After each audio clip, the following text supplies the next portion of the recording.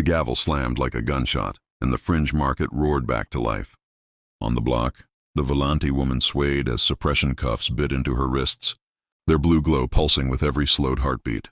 Royal sigils had been burned off her collarbone, scraped until flesh went gray. The auctioneer did not bother with her name. He called her as-is, liability grade, 10 credits starting bid. The crowd laughed.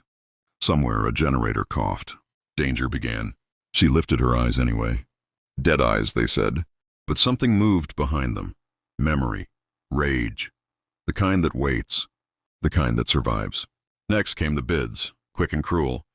Voices stacked like knives. 8, 9, 10, sold. The gavel fell again, and the woman flinched, as if the sound had reached somewhere deeper than skin. The mystery deepened. The buyer did not cheer. He stood at the edge of the crowd. Human coat scorched, boots crusted with salt dust. No implants visible. No entourage. Just a thin smile that did not reach his eyes. He transferred 10 credits without haggling. The auctioneer blinked, surprised, then waved the guards forward. Chains clinked. The cuffs hissed. Something begins. As they dragged her down the steps, the Volante woman staggered, then caught herself. She straightened. For a heartbeat, her posture changed. Not a slave. Not broken, royal. The crowd missed it. The buyer did not. He watched closely as the cuffs flickered, as if responding to something inside her that refused to sleep. The moment reveals itself. They shoved her toward him. Paperwork flashed. Liability waivers. Political disclaimers. A stamp slammed down. The fringe did not care who she had been. Only what she cost. The buyer signed with a steady hand. His name read Hale, just Hale, no house. No rank, curiosity grows. A siren wailed across the market, sudden and wrong. Patrol drones swept overhead, scanning for contraband mines. The auctioneer cursed. The crowd scattered. Chaos rippled outward like a shockwave.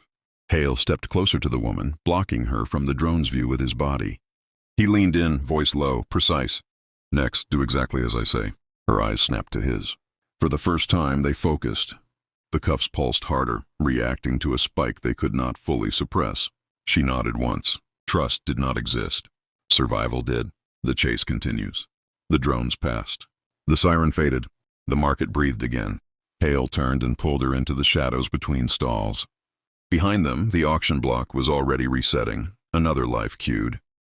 Ahead, a narrow corridor led off-grid, unlit, unofficial. The Volante woman felt something stir, ancient and sharp. Freedom did not arrive gently. It began with 10 credits and a lie. The cuffs detonated in a bloom of blue fire. Metal split. Suppression fields collapsed. The shockwave punched outward, slamming patrol troops into the walls. Lights shattered. Gravity flickered. The corridor screamed. Power returns. The Volante woman stepped forward as the smoke cleared. Her posture changed fully now. Spine straight, chin lifted, royal presence like a blade drawn slow. Violet light traced the veins at her temples, symbols awakening beneath burned flesh. What was buried begins. The first soldier fired. Time slowed. She raised her bound hands out of habit, then realized the cuffs were gone. Energy answered instinct. The bolt curved, twisted, and slammed back into the shooter. Armor folded. The body hit the floor hard. The corridor froze. Fear spreads. Hale did not move. He watched, rifle lowered, eyes sharp. Next came the rush. 3 soldiers charged. She stepped once to the side. The deck buckled where she had stood.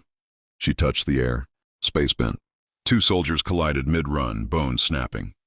The third skidded to a halt, weapon trembling. She looked at him. Sleep, she said. His eyes rolled white. He dropped. Silence falls. The alarm shifted tone. Lockdown began. Bulkhead slammed shut down the line. The fringe tried to cage the storm. Too late. The truth reveals itself. Hale exhaled slowly. There you are. Voice steady. Almost respectful. He turned and ran. Follow me. Next. She followed without question. Trust still did not exist. Momentum did. They burst into a vertical shaft. Hale leaped, boots locking magnetically to the wall, descending fast. She hesitated 1 fraction of a second. Then gravity obeyed her instead. She stepped into the air and walked down beside him. His eyes flicked sideways. No surprise, just confirmation. So the reports were accurate, he said as they dropped. Not magic, not tech. Authority over local constants. Her voice cut cold. You knew. I suspected, Hale replied. Volante royal lines were not political leaders. They were anchors. When your dynasty fell, systems destabilized. Wars followed. Refugee tides. The fringe covered it up. Soldier erased the cause. The shaft ended in a tunnel. Heat rolled in. Engines. A ship waited, scarred and humming. The ramp dropped before they reached it. Extraction begins. Turrets tracked them. Hale fired first. She lifted her hand. The guns folded inward like crushed insects. The ship accepted them with a metallic growl. Ramp closed. Engines spiked. Missiles launched. The ship lurched. Hull alarm screamed. Hale slammed the throttle.